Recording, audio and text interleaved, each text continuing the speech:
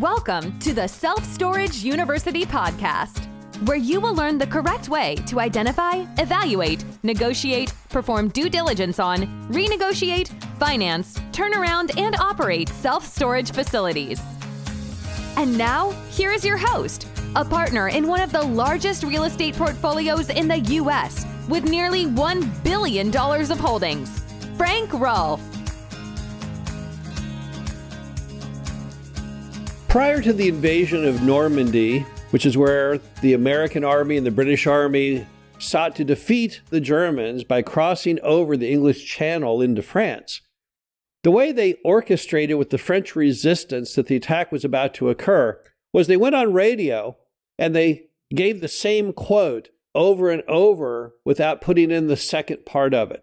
So every day on the radio, they would tell the French resistance, which the Germans were listening to, they would say the violins of autumn. Next day, they would say the violins of autumn, and they kept repeating that phrase. But what they didn't know was what the French were listening for as the second part of that. Sometimes they would say the violins of autumn are beautiful. The violins of autumn make me filled with joy. But what the actual trigger was when they said the violins of autumn wound my heart with monotonous languor. Those were the trigger words. When they said those words, the French resistance immediately started blowing up train tracks, cutting signaling wires, doing everything they could to impede the Germans' ability to fight back. Now, there was a lot of hidden meaning in those words, but there is hidden meaning often when you talk to self-storage brokers and sellers. So I thought we would try and unpack some of that here in the Self-Storage University podcast. So let's start off with some of the terms that sellers and brokers will tell you and what the real meaning is behind those words, because it's rarely what they tell you. So the first one is when they say, yeah, well, we want a best and final offer on this self-storage facility. It's not going to be best and final. That's not what that actually means. What they want to do is they're trying to get people to throw out their offer, but they're going to come back and then they're going to go back to the winners from that round and ask you to bid again. Try and get you to up your price. So when it says best and final, it's often not a good thing to give them a best and final because that's not going to be the best or final. They're lying to you. It's not going to be like a sealed bidding at some estate where they're trying to wrap it up. No, in this case, what's going to happen is they're trying to just distill the number of buyers down to create a sense of urgency. So you throw in a price and they bait and switch you by saying, oh yeah, this is the best and final, but yet it's not. Then they're going to call you and say, thank you for submitting that, but yeah, we have other people who outbid you. Can you go up on that? Another one that a lot of brokers like to use or sellers, and that's called OBO or best offer. And what OBO really means is they don't believe in their asking price at all. That's just not really something that it's ever going to sell at. So if they're telling you this self-storage facility is, we want $2 million OBO, that means they know $2 million is ridiculously high. But they want to say OBO to suggest to you to go ahead and make an offer anyway. So you ran the numbers, it's only worth $1.2 million, and they're saying $2 million OBO. Well, then you need to just say, hey, you know what? I ran the numbers on this thing, and I think it's only worth $1 million, giving yourself the ability to go up a little bit if need be. But OBO is nothing more to me than kind of a disguised desperation. That means the thing is not selling. They have no confidence it will sell. They have no idea what the price would be, but they know one thing, the price they're using is not working out. Another one is when the seller or the broker will tell you, oh, this property has tons of opportunity in the hands of the right owner.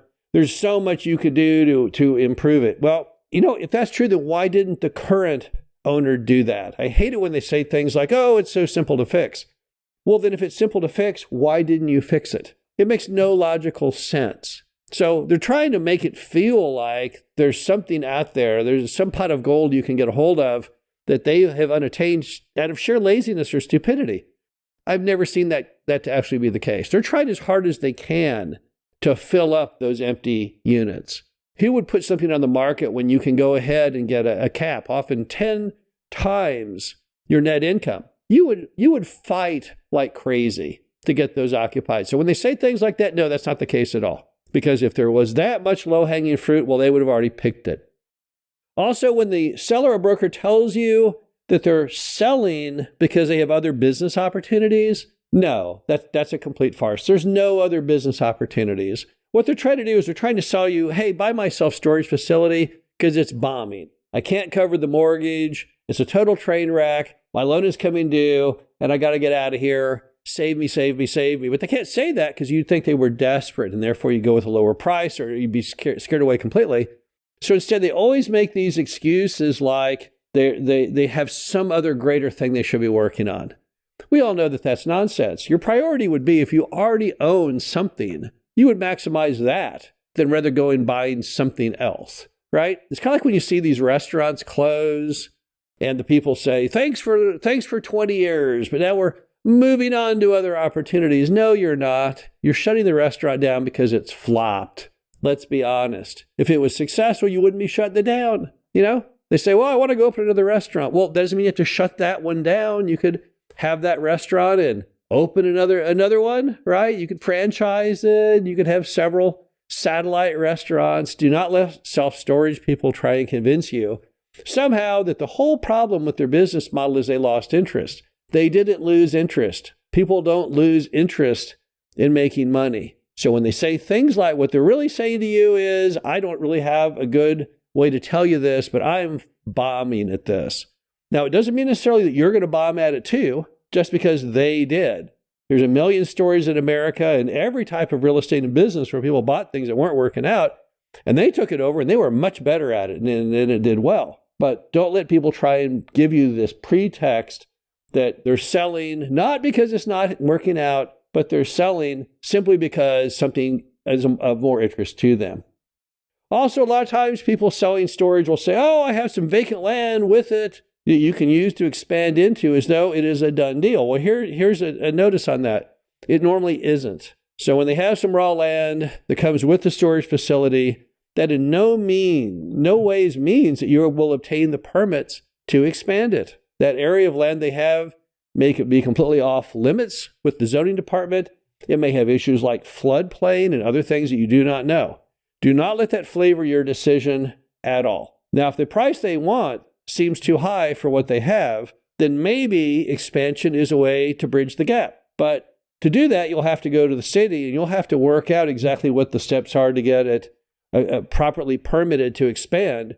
And there's always risk fundamentally in that. So when someone tells you, hey, I've got all this, I've got all that, do not for a minute let that flavor your sense of value, because more than likely that extra land is not going to amount to anything at all. Also, sometimes sellers and brokers will try and tell you that storage facilities have a lower expense ratio than their peers. It's typically because they left things out or they've misreported what they have in.